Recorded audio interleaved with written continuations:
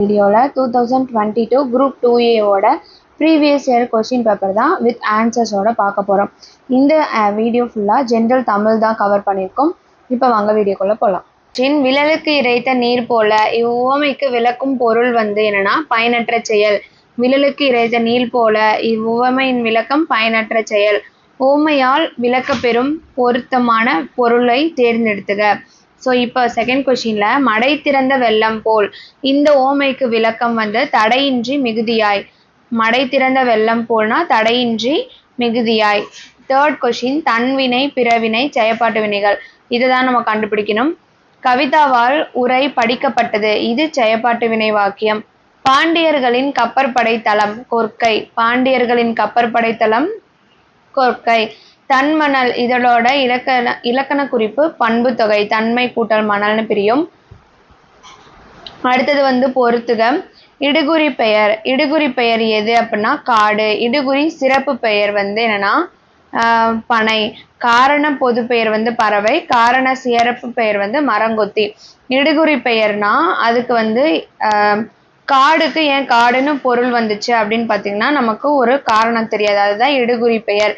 இடுகுறி சிறப்பு பெயர் அப்படின்னா அந்த பனை ஓலை. ஏன் முன்னாடி பனைன்னு சித்திர ஓலைன்னு கூட சொல்லலை. அந்த மாதிரி பனைன்னு முன்னாடி ஆட் பண்ணுறதுனால அது சிறப்பு பெயர். அடுத்தது காரண பொது பெயர் அப்படிங்கிறது பறவை. பறக்கிறதுனால பறவை. சிறப்பு பெயர் மரங்கொத்தி அப்படின்னு சொல்கிறாங்க. அடுத்தது பண்பு பெயர். இடம்பெற்ற தொடரை கண்டறிக. பாரதம் எங்கள் தேசம். தமிழ் இலக்கிய வளமுடையது. உயிர்களிடத்தில் அன்பு காட்டு.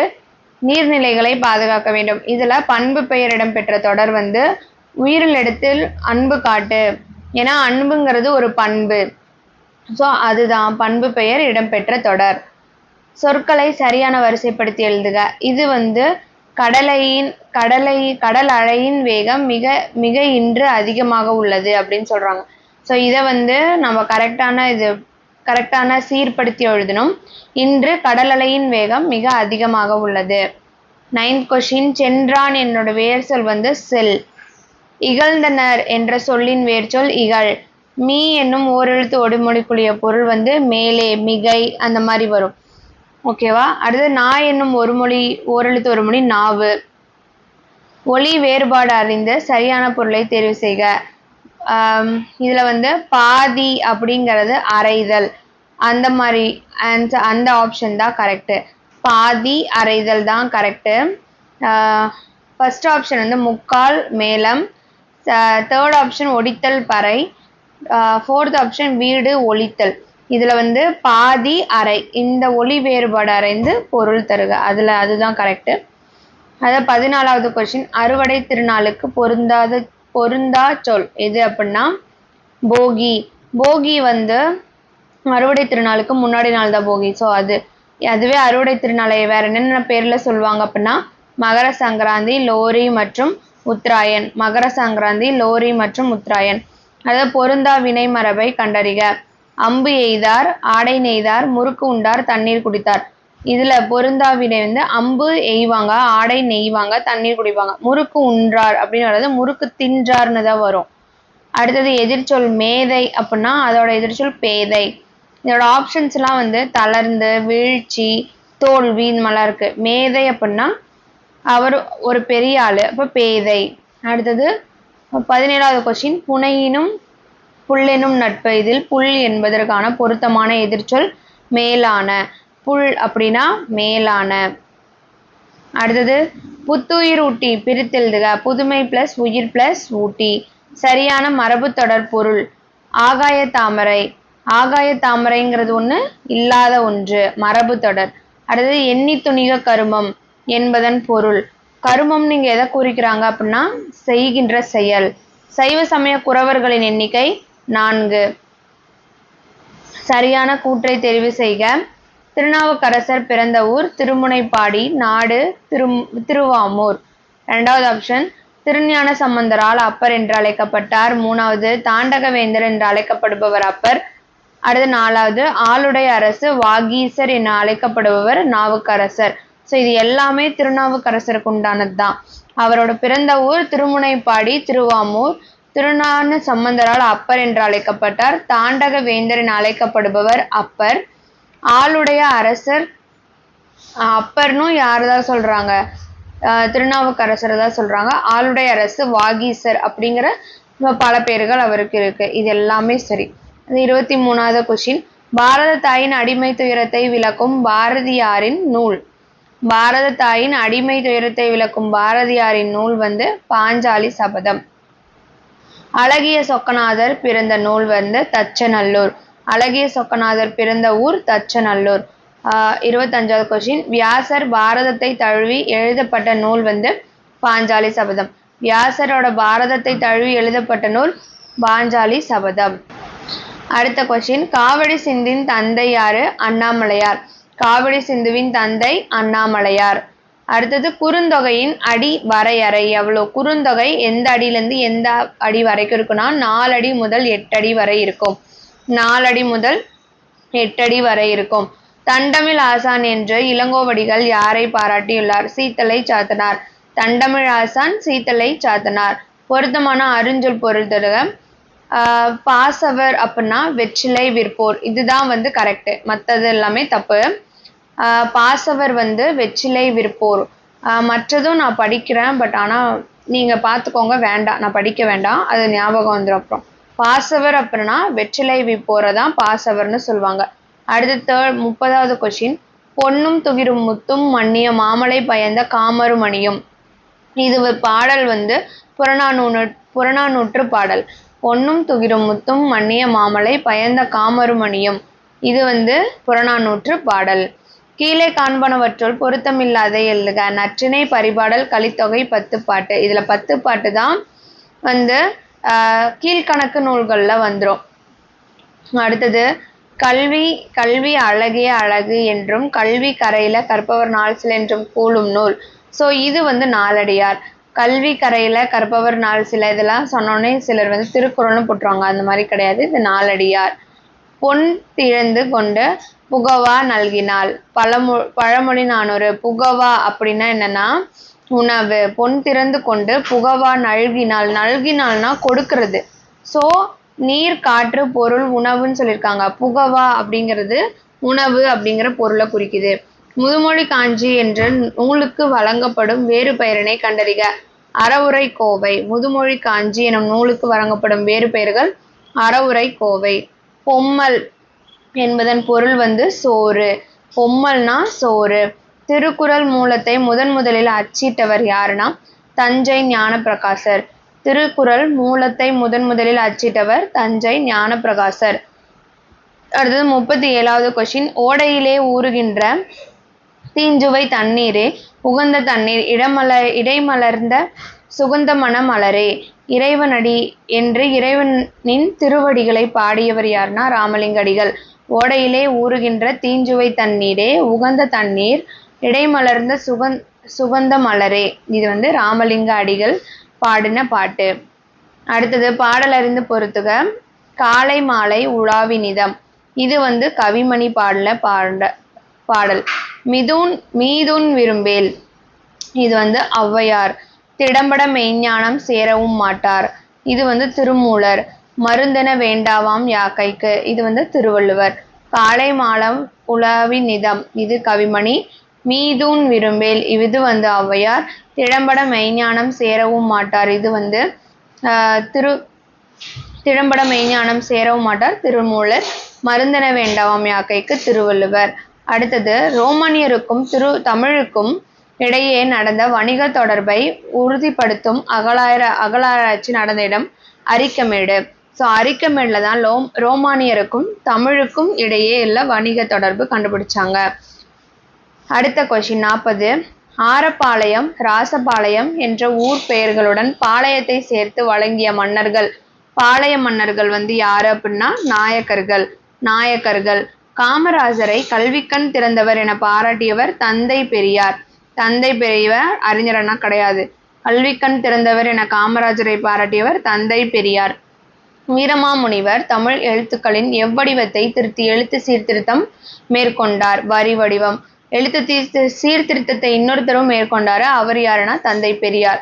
வீரமாமுனிவர் தமிழ் எழுத்துக்களின் எவ்வடிவத்தை திருத்தி எழுதினார் அப்படின்னா வரி வடிவம். துரைமாணிக்கம் என்பது இவரது இயற்பெயராகும். பாவலரேறு பெருஞ்சித்தனார். துரைமாணிக்கம் என்பது யாருடைய இயற்பெயர்? பாவலரேறு பெருஞ்சித்தனார்.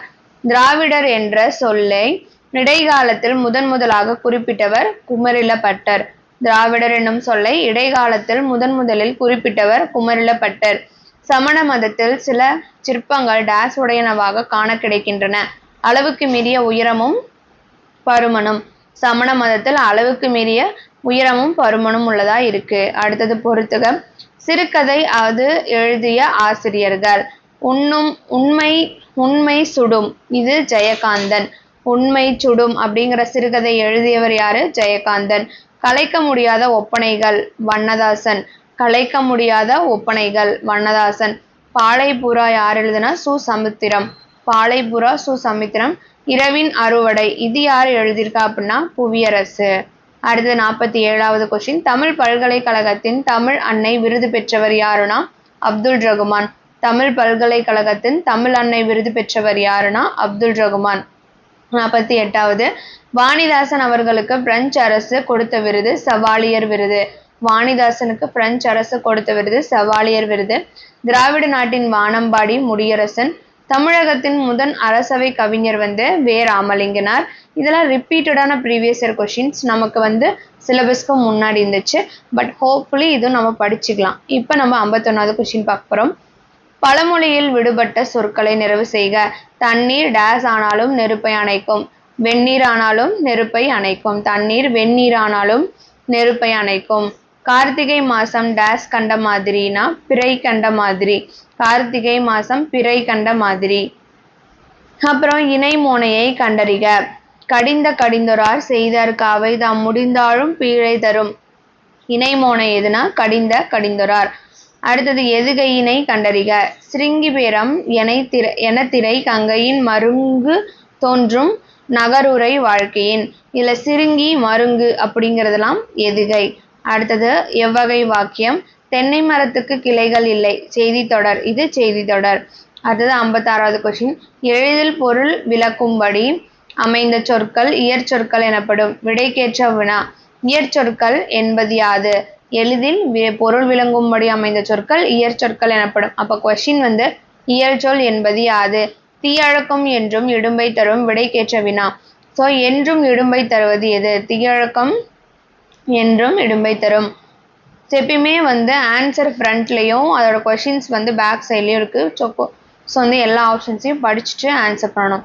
கலங்காது என்ற சொல்லின் இலக்கண குறிப்பு என்னன்னா எதிர்மறை வினையச்சம். கலங்காது கலங்கிறது அப்படிங்கிறது ஒரு வினை. கலங்காது இருக்கா அந்த மாதிரி அந்த வார்த்தை முடியல. அதனால எச்சம் பிளஸ் இது எதிர்மறையாகவும் இருக்கிறதுனால இது எதிர்மறை வினையச்சம். கலங்கிறதுக்கு எதிர்மறையா இருக்கிறதுனால இது எதிர்மறை வினையச்சம். ஆப்ஷன்ஸ் எல்லாம் படிச்சு பார்த்துட்டு ஆன்சர் பண்ணணும். அடுத்தது பொருட்பெயர். நாற்காலி புத்தகம். இடப்பெயர் வேலூர் நாமக்கல். காலப்பெயர் மாலை இரவு. சினைப்பெயர் முகம் கை. இது நமக்கு ஈஸியா தெரியும். தகர வரிசையில் அகர வரிசையில் எழுதுக. ஸோ இதில் திண்ணை தங்கம் தூண் தாழ்பால் தீதுன்னு கொடுத்துருக்காங்க. இதை ஆக்காய்க்கு வரிசையில் கரெக்டாக எழுதணும். அதாவது சரியான அகர வரிசையை தேர்ந்தெடுத்துக்க. உழவு இது எக்ஸாக்டாக நமக்கு மெய் எழுத்து உயிரெழுத்து ரெண்டும் சேர்ந்த மாதிரியும் இருக்கு. ஸோ அதனால கரெக்டாக எழுதணும். அடுத்தது நட. அதோட ஆப்ஷன் படிக்கிறேன். உழவு ஏர் மண் மாடு. ஸோ இதுதான் ஆப்ஷன். உழவு ஏறு மண் மாடு. ஸோ இதுதான் கரெக்டான அகரவரிசை. அடுத்தது நட என்னும் வேறு சொல்லின் வினைமுற்றை தேர்ந்தெடுக்க. வினை முற்று கேட்குறாங்க.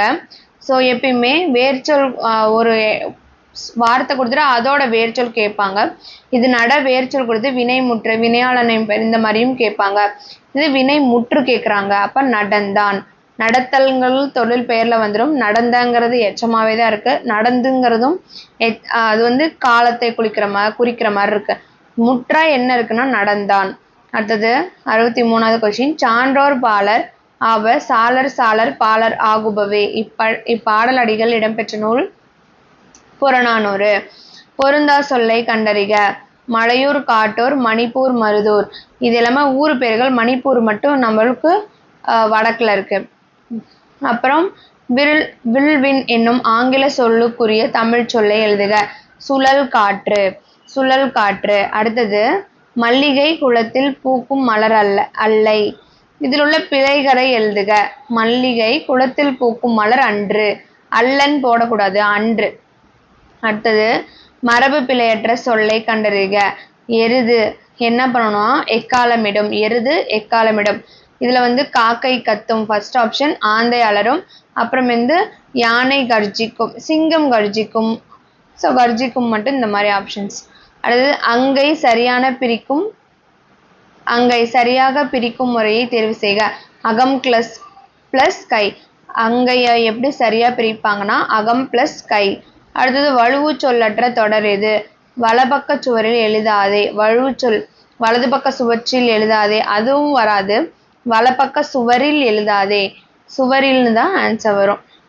பக்தி சுவைநனி சொட்ட சொட்ட பாடி கவி வளவ எனும் சேக்கிலார் பெருமானை புகழ்ந்தவர் யார் அப்படின்னா மீனாட்சி சுந்தரனார். மகாவித்துவான் மீனாட்சி சுந்தரனார். பக்தி சுவை நனி சொட்ட சொட்ட பாடிய கவி வளவ எனும் சேக்கிலார் பெருமானை புகழ்ந்துரைத்தவர் யாருன்னா மகாவித்துவான் மீனாட்சி சுந்தரனார். யாம் பெற்ற இன்பம் பெருக இவ்வையகம் என பாடியவர் யாருன்னா திருமூலர். யாம் பெற்ற இன்பம் பெருக இவ்வையகம்னு பாடியவர் திருமூலர். நந்தவனத்தில் ஒரு ஆண்டி அவன் 4 மாதமாய் குயவனாய் வேண்டி எனும் பாடலை பாடிய சித்தர் கடுவெளி சித்தர். நந்தவனத்தில் ஒரு ஆண்டி அவன் 4 மாதமாய் குயவனை வேண்டி அப்படின்னு பாடியவர் கடுவெளி சித்தர். சித்தர்கள் கண்டிப்பா ஒரு இருக்கும். இது 12th இருக்கு சித்தர்கள்லாம். சித்தர்களின் ஆதி சித்தர் யாருன்னா திருமூலர். எழுதப்படாத பாடல் நாட்டுப்புற பாடல், வாய்மொழி இலக்கியம்னு சொல்லுவாங்க. குறவஞ்சி என்பது சிற்றிலக்கியம். தமிழ் விடு தூது நூலின் பாட்டுடை தலைவன் யாருன்னா மதுரை சொக்கநாதர். மதுரை சொக்கநாதர். தமிழ் விடு தூதுவின் பாட்டுடை தலைவன் மதுரை சொக்கநாதர். வீரமாமுனிவர் இயற்றிய நூல் தேம்பவாணி. வீரமாமுனிவர் இயற்றிய நூல் தேம்பவாணி.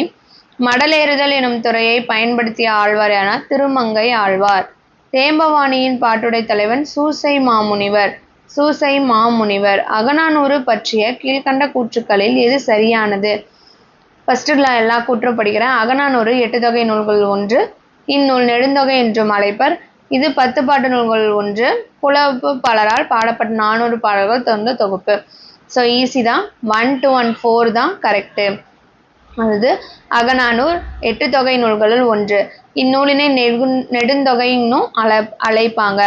புலவர் பலரால் பாடப்பட்ட 400 பாடல்கள் கொண்ட தொகுப்பு தான் அகநானூறு. கம்பர் தாம் இயற்றிய நூலுக்கிட்ட பெயர் ராமாவதாரம். கம்பராமாயணத்தில் 1000 அம்புக்கு நாயகன் யாருன்னா குகன். 1000 அம்புக்கு நாயகன் யாருன்னா குகன். மையோ மரகதமோ மறிக்கடலோ மழை முகிலோ ஐயோ இவனடி வெண்பதோர் ஆழிய அழகுடையான் என வர்ணித்தவர் யாருன்னா கம்பர். ஸோ மையோ மரகதமோ மறிக்கடலோ இவனடி வெண்பதோர் ஆழிய அழகுடையான் அப்படின்னு யாரை வர்ணிக்கிறாங்கன்னா மேபி அது ராமர், கம்பராமாயணத்தில் இருக்கிற சொல்லலாம். வர்ணித்தவர் யாருன்னா கம்பர். பொதுமறையான திருக்குறளில் இல்லாததில்லை. ஸோ டேஸ் என திருக்குறளை போற்றி புகழ்ந்தவர். பொதுமறையான திருக்குறளில் இல்லாததில்லை, சொல்லாததில்லைன்னு ஒரு லைன் வரும். அதை பாடினவர் யாருன்னா பாரதிதாசன். பாரதிதாசன். ஆசியாவிலேயே மிக பழமையான நூலகம் என புகழுக்குரிய நூலகம் தஞ்சை சரஸ்வதி மகால் நூலகம்.